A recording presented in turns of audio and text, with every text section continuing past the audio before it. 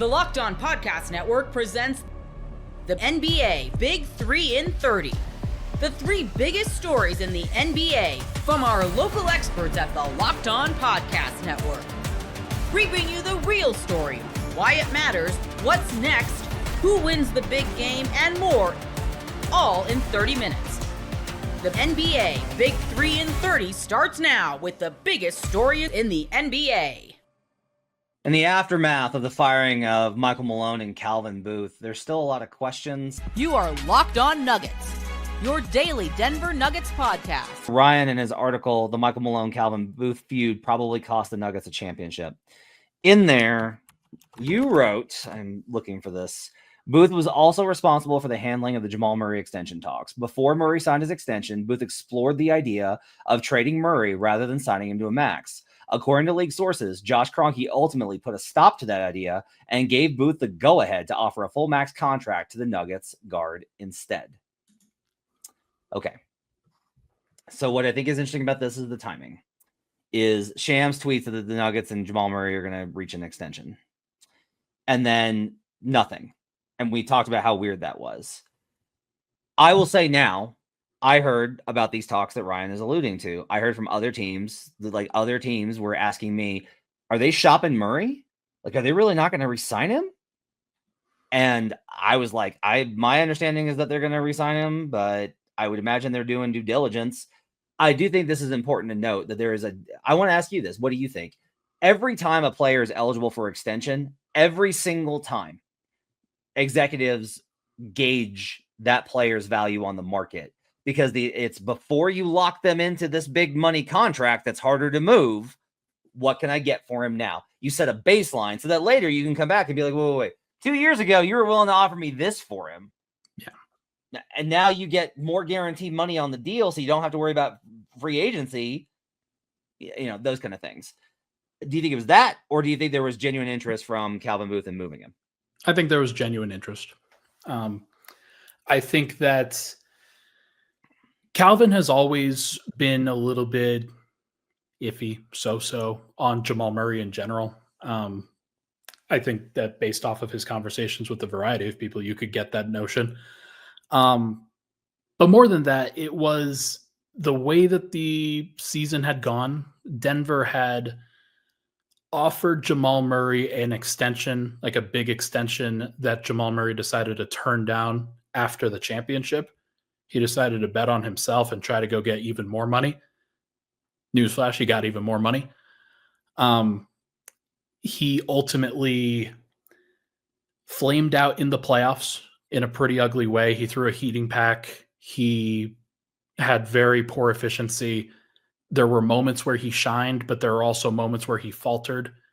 And then throughout the conversations that the Nuggets had in the offseason, the Olympics were also running parallel to that. And he was bad, horrible bad in the Olympics. And part of that was probably due to injury. There was a reported aspect of it. But it also didn't help that he was playing very poorly during all of these talks when Calvin Booth was trying to appraise whether to hand out just a free max contract extension.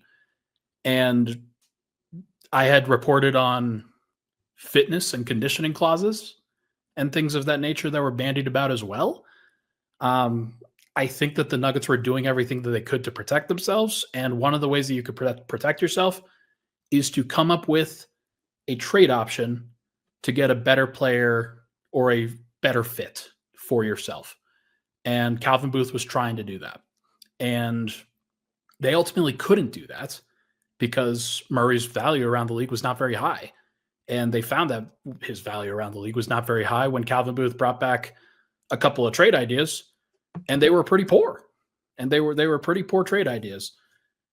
And rather than go through with that, it is from league sources that been told that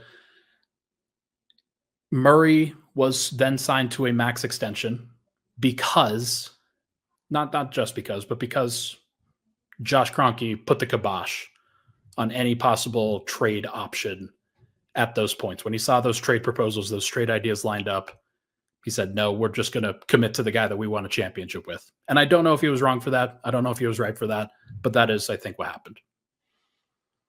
Now let's talk Jalen Pickett and Zeke Naji. So this is the cycle that the Nuggets got caught into, and as I talked about in my post about how toxic and bad things got, because it was like literally people in the front office felt like they couldn't talk to anybody, because it's like if you speak to Malone, then and you're supposed to be a Calvin guy, it's like, what are you telling him? That's the nonsense that it got to. Yeah. There was like paranoia in the front office. Cold War.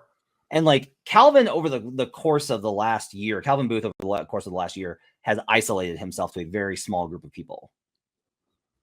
And cut out a lot of people that have been with the organization a long time. And that was not good either. So he drafts Pickett and he gives him a guaranteed deal. This is going to be like the backup point guard. He believes in this guy. And Pickett's now there's two patterns here. Pickett's not ready. And so we're in a cycle where Calvin says, you got to play him so that he's ready. And Malone goes, he's not ready because he's not good right now. So he can't play because we're trying to win. So he doesn't play. So he's not good. So Calvin wants him to play, but he can't because Malone doesn't think he's good enough yet. And he hasn't done the stuff. And it's this cycle. It was insane. And look, I think Adam and I did this show forever. Adam and I are like, we've talked today. Like Adam believes that more development time should have been given to guys like Zeke Naji and Jalen Pickett. That maybe they could have been great. Maybe they could have been the guys.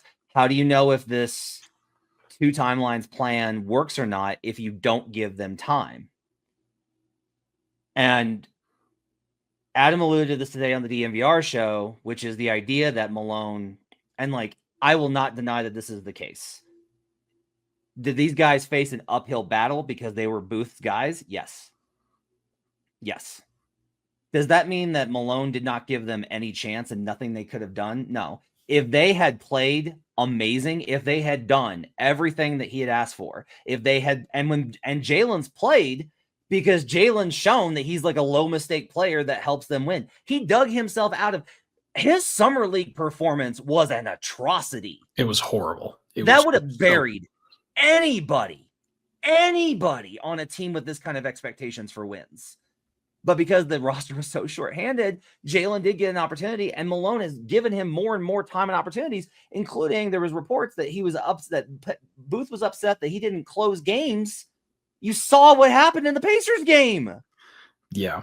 Like, okay, Booth, it's insane, and they're both wrong for it. Like, they jacked around Jalen Pickett. They jacked around Zeke Naji. They're using them as pawns. Players shouldn't be pawns in this case. The long and short of it is that these guys were being put in between this Cold War that's going on within this organization. And it's just unfortunate because I don't know if Jalen could have contributed or like could have actually helped. Maybe he could have been more helpful this year had he been playing last year. You remember how many games Reggie Jackson played for the team last year, Matt? It was 82 games. It was 82. And that seems like a lot. And it was actually like Reggie Jackson gassing out, tiring out in the second half of the season because he's an older veteran. And because they asked too much of him. And Malone asked too much of him. So I'm not going to sit here and defend Malone on that because that was ludicrous for him to never give Reggie Jackson a day off, or never force it. It's an unfortunate place for Denver to be where your third string point guard, in this case, fourth string point guard, because they decided Colin Gillespie was better at the time. By the way, Colin is starting games in Phoenix or has been starting games in Phoenix lately. It's just a horrible thing. But the other thing is that like Zeke Naji is not the guy to go to war for either. Yeah. He's just not. Yeah, this is the thing is like, and it's like, well, he had that stretch when he's playing power forward. It's like, you were going to tailor your lineups around Zeke Naji. And like, that's my whole issue with the entire Calvin Booth line of thinking here. If you thought that Zeke Naji was a power forward, then maybe you should have gotten a backup center to play next to him. It was only ever DeAndre Jordan. And they tried to go get Dario Saric this year. But Dario Saric is an undersized center himself who's pretty unathletic, and you probably would have moved Zeke Naji over to center anyway. Aaron says both parties took Jokic for granted. I'll tell you that's not true. Yeah. That's not true. Everybody, if anything, I think Malone knew he was failing Jokic. He just couldn't figure out how, like, both of them couldn't. If you're trying to protect Jokic, if you're from Malone's perspective, you're like, that's why I have to play veterans so that we can win games, because young guys lose games. And Booth looks at it and says the only way to protect Jokic is to build up talent around him, which is why Zeke and Jalen and I guess Hunter Tyson have to play. And it's like, that's that, you know, and that dispute, I think, is where this gets to. My wife actually tweeted something today and I want to share it. Okay. Because she's livid, and I do think that her opinion matches a lot of what Nuggets fans think. Like, Adam ran a poll for who was to blame, and like both got like 33%, but Booth got the vast majority of it. She was talking about this about Calvin. She says, like, you lost the power battle and got the coach fired, and we have a roster with real problems, many of which were self-inflicted. And like, that's the reality, is like, Booth went to absolute war by signing these guys to guaranteed contracts and not having any other options. He didn't give him veterans to play. He said, you have to play these guys. And Malone was like, what if I just play the starters 4 to 5 minutes a night? And that was his fault as well. But like, it was a faulty plan by Calvin to begin with, to go into each of these seasons with so much inexperience and so much like you're really asking Michael Malone to pull a rabbit out of the hat at that point and get these guys on the same page when they're just not ready. Like, Denver had 6 rookie scale guys on contract this year, under roster this year. One of them was Deron Holmes, who unfortunately, like, again, tore his Achilles. I'm gonna keep saying it because it's very unfortunate, and some of these issues may have not been solved. But like, this is the thing, is like, there's a million ways that this doesn't happen. They win the Wolves game, I think Malone's still the coach. Yeah. I don't think Calvin stays, but I think Malone's still the coach. They win the Wolves game. I think they win the Warriors game, and Malone's still the coach. I think if Deron Holmes doesn't tear his ACL, Malone's still the coach. I think if the Wizards games, if they had just been more serious in those games, Malone's still the coach. Like, the gap here is extremely small, which I think is one of the reasons why they decided to pull the trigger now, is because they're like, we're not, like what I've been saying, where I'm like, the Nuggets aren't awful. They're not a joke. They're not the Kings. You should hear some of the things being said about the future of the Kings. I am terrified for those fans. What's being reported or being thought of in league circles. It's terrifying. They're not that. They're close, but they got so far off. And I will say this about the Jokic point of, like, they both took him for granted. No, they didn't. Both of them were so dedicated to trying to get Jokic another title, but they were so confident in the way that they were right and the other one was wrong, because the other one kept threatening them. And that's why they're both gone. The NBA playoffs are almost here, and FanDuel is giving new customers an incredible way to get in on the action. Right now, when you join FanDuel and place your first $5 bet, you'll get $250 in bonus bets if your first bet wins. I love how FanDuel makes betting easy, whether it's picking my favorite teams or diving into player props, from three-pointers to steals to assists. There are so many ways to bet your favorite player props. Plus, after the game tips off, you can even combine live prop bets into a same-game parlay for a chance at even bigger winnings. Don't miss out. Head to FanDuel.com and claim your $250 in bonus bets today. The Oklahoma City Thunder get revenge over the Los Angeles Lakers. You are Locked On Thunder, your daily Oklahoma City Thunder podcast. Part of the Locked On Podcast Network, your team every day. We're diving into the Oklahoma City Thunder getting a big win over the Los Angeles Lakers, as each team, surprisingly, was at full strength tonight, as the Lakers initially listed over half their rotation as questionable, and you thought maybe there was a pathway for them to just kind of take their win on Sunday and hit the road for Dallas in an emotionally charged game tonight against the Mavericks. But instead, we got the rematch. Different results, with OKC getting a lopsided win in this one, which stemmed from Luka Doncic's ejection, SGA's big game, and some lessons learned from these last two meetings. Look, sadly, this podcast has to begin with Luka Doncic being ejected. And it's just the main story from what was a great game. And that's the sad part for this league.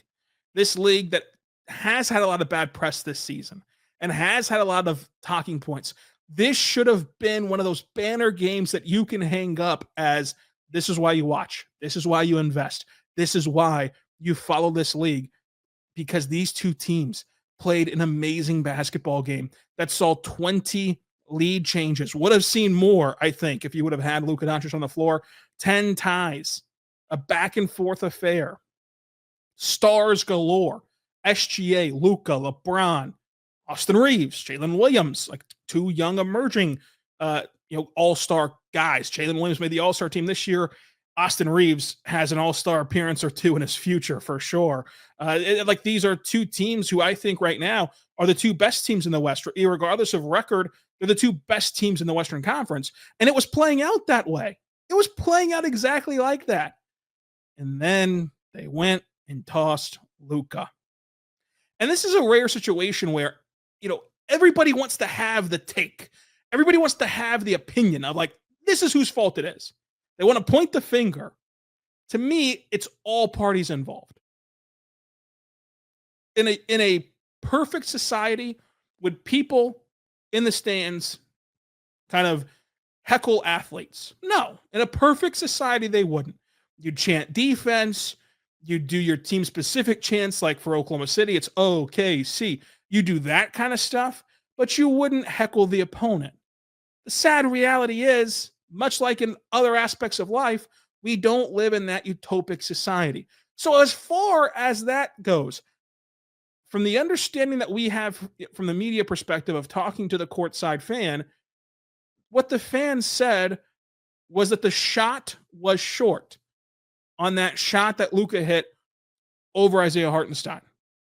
Of course, Luka made it, so it wasn't short. It was a beautiful shot. Luka got the switch onto Hartenstein. Hartenstein played amazing defense, bodying into Luka. Luka walks him into the paint. Hartenstein contests the shot very well, and the shot just went in. Great offense beat good defense. That should have been it. But Luka turns to the fan and says some of the 7 words you can't say on television and gets ejected. And here's why he got ejected. Because again, you have to remember the context of what's happened at that point. So leading up to that, Luka already had 1 technical foul. The Lakers are harping on the officials for 48 minutes. And I'm not saying that as a criticism. It just is a matter of fact for this story. Because I do believe that you should work the refs. You can complain about, they're crying. No, it's gamesmanship. It's trying to create a competitive advantage. And the Lakers did that at every single stoppage. So that you have to know that there's history now between this crew tonight and the Lakers, and specifically Luka, who's already gotten 1 technical foul. And he turns and he talks to the fan. But who's in between him and the fan? JT Orr, the official who teed up Luka, who earlier in the game gave the Thunder's Jalen Williams a warning that we found out post-game that J-Dub got a warning. So JT Orr was clearly administering a very strict policy of warnings, of texts. Luka had already gotten one. Jared Vanderbilt got one in short succession. Luka got thrown out. It's clearly something that is on JT Thor's mind. And then you couple that with the knowledge of what Mark said. After the game, Mark Daigneault talked about how that's JT's MO. JT Orr's MO is to tee you up. Because Mark got teed up in Sacramento over what Mark said was a very mild comment. But Mark praised JT Orr for, if that's your line, if that's your line of demarcation, at least he stuck to his guns. So you have to know all that backstory to understand the Luka ejection. Because again, JT Orr was in the wrong. It was a wrong place, wrong time situation. Luka Doncic, I fully believe, was talking to the fan. You can see him talking to the fan. You can see the fan talking to Luka Doncic. This should not have warranted an ejection. This technical foul has to be rescinded. The league has to rescind this technical foul. Because he was just talking to a fan. But with JT Orr standing in between Luka and the fan, just by happenstance, just by the way the game was flowing, coming back from a made shot, JT Orr thought Luka was talking to him because he's been talking to JT Orr all night. He's been talking to the officials all night, and it boiled over, and he got ran. So it's on the fan. The fan shouldn't say anything. I don't believe fans should heckle, even if it's innocent stuff like your shot short. The official should have been, I think, more lenient with what Luka said. If JT Orr wasn't talking, so for Luka to say, shut up, whatever else follows, clearly wasn't talking to JT Orr. But from JT Orr's perspective, you've been talking to me all night. It looks like you're looking at me, but you're really looking at the fan. And you just hit that shot over Hartenstein where there was contact. Because again, it was good defense, but better offense. All those factors are at play. And that's where you get to Luka prospect of it all. And I know that Luka has a very massive fan base and a very sensitive one, frankly. I love Luka Doncic. He is my favorite player to watch in the NBA. I've already told you, I think that the crying stuff is gamesmanship. I don't get as bothered by it as many of you do.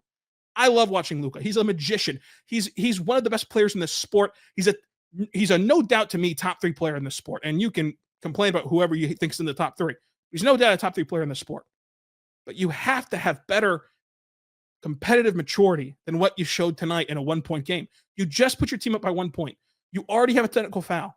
All the fans said was that the shot was short. Is it worth giving that fan your attention for saying that the shot was short and running this risk? Which with one technical foul, where you don't have that safety net, that means you've already been warned, you've already been given one tech, and the next one is a goner. You don't have any safety net anymore. Is it worth it? And to me, it's not, because this game felt like a playoff game. The crowd felt like a playoff game. The teams felt treated like a playoff game. Mark brought Shea in at the 10-minute mark of the fourth quarter. That's such an anomaly for a 1 of 82 philosophy that Mark always preaches, which is why I asked him about it post-game. We'll get to that later on. Everything about this should have been a fun playoff ending. And Luka, while I think he's the third to blame, I don't think he's at the top of the list. Luka should have just let it go and been excited about hitting the shot, gotten back on defense, and that's it. Now, if the fan would have said something harsher than your shot short, I would have totally understood. But come on. You've been playing professional basketball since you were 16 years old. Basically, since you were an infant, you've been dominating professional basketball. You've heard way worse stuff than short whenever you let go of a shot. Way worse. And the particular fan that he was interacting with is at every single game, is the rowdiest fan in the building, is someone who antagonizes players. That's why he's up further on the list than Luka in the hierarchy of who's responsible. But you can't let him do that to you, especially over such a very mild manner comment. And it ruined what was what would have been a fantastic finish, because the tech puts the Thunder at the free throw line. They tie the game. Then the Thunder go on their avalanche-like run and gain separation from the Lakers, and the game's over and the Thunder win. Separation that we're not sure if they would or wouldn't have gained. We'll never know if they would or wouldn't have gained that separation had Luka been available, because Luka was killing them all night, just like he was killing them on Sunday, because he's a fantastic player. He's a matchup nightmare. James Harden wrongfully called himself the system. Luka is the system. Luka is what makes teams competitive. Luka is how you win basketball games. And it's been that way since the word go. He brought Dwight Powell to the Western Conference Finals. Dwight Powell was a starting center for a Western Conference Finals team because Luka's that good. And you're too valuable to let yourself get lost in a fan saying that your shot that you made was short. And it's a shame that that's had to take up the start of every show today about this game, which was a brilliant game. Luka played a brilliant game up until that point. Shea played a brilliant game. The Thunder played a brilliant game. The Lakers played a brilliant game. This should have been a teaser for what looks like a collision course in the Western Conference playoffs, what looks like the two best teams in the West. And instead it's sidetracked by people thinking that the refs changed this game with that decision. And that's a shame. Ever check your bank account and wonder, where did all my money go? Between dining out, online shopping, and entertainment, it's easy to lose track. That's where Monarch Money comes in your personal CFO, giving you full visibility and control over your finances. Monarch Money isn't just a budgeting app, it's a complete financial command center. You can track all of your accounts, investments, and spending in one place, so you stop just managing your money and start building wealth. Instead of juggling multiple apps, you can use Monarch to check your finances, track spending, and even plan long-term goals. Managing money with your partner is smoother than ever. You can track shared and personal accounts, set goals, and stay on the same page without the stress. Take control of your finances with Monarch Money. Use code LOCKEDONNFL at monarchmoney.com for 50% off your first year. That's monarchmoney.com, code LOCKEDONNFL for half off your first year.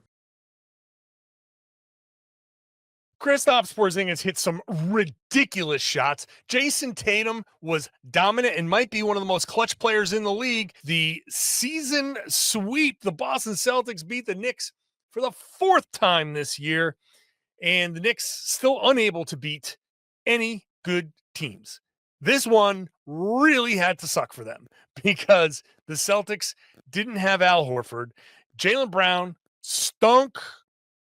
Derek White couldn't hit a thing. The Celtics did not play well. They got out-rebounded 52-38. They gave up a ton. The Celtics gave up 17 offensive rebounds. That is insane that they gave up that many offensive rebounds. They gave up 22 points off of 15 turnovers. They didn't play great in this game, especially in the first half. And yet, there they were, beating the Knicks in overtime.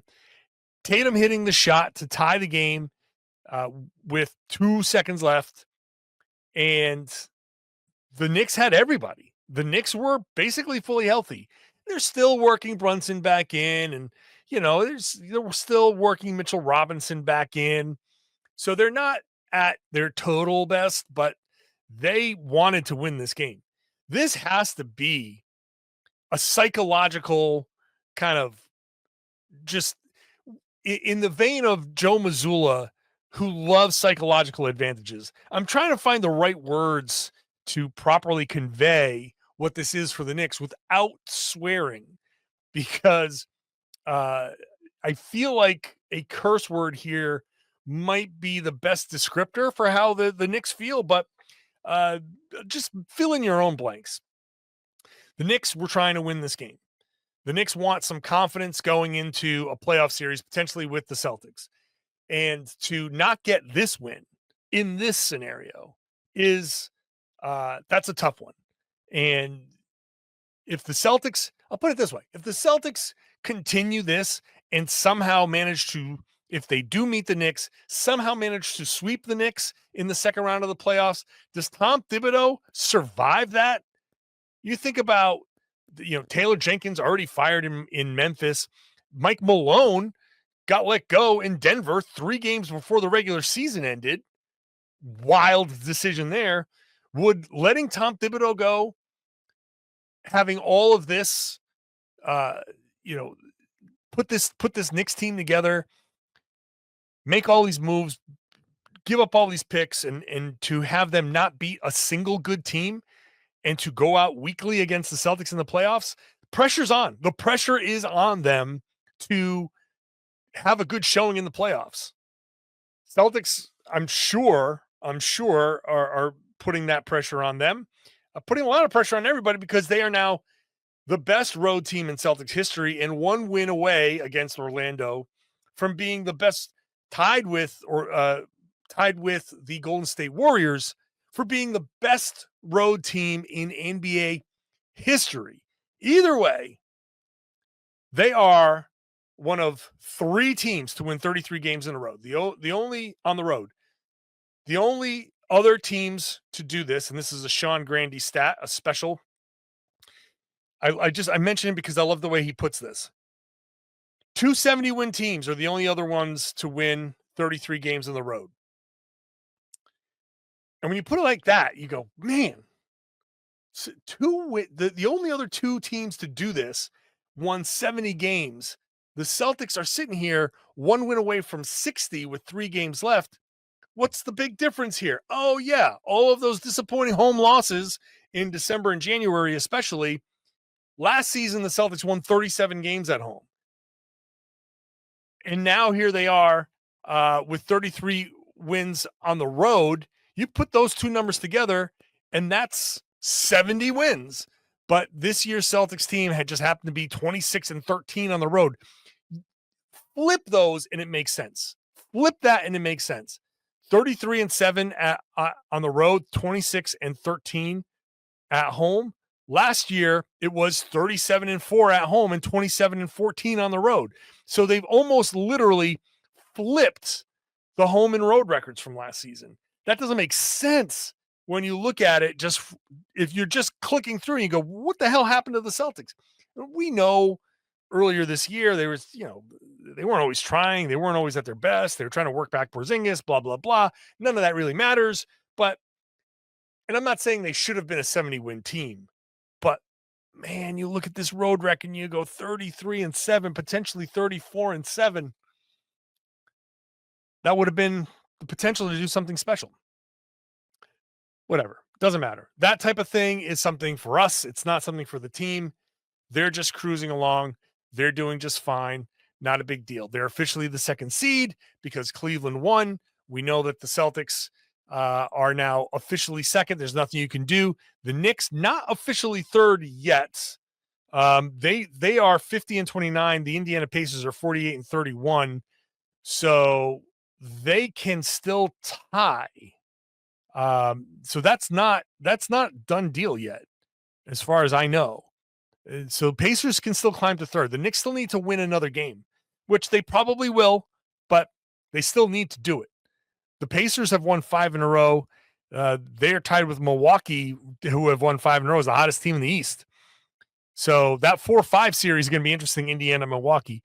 But Celtics looking good, feeling good.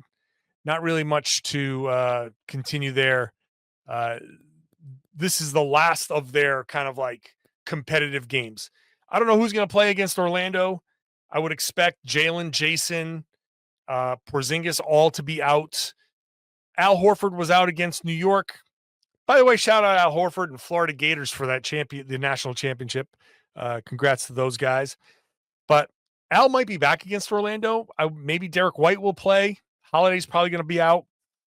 And so it's up to the main Red Claws, the main Celtics to try to get this 34th road win.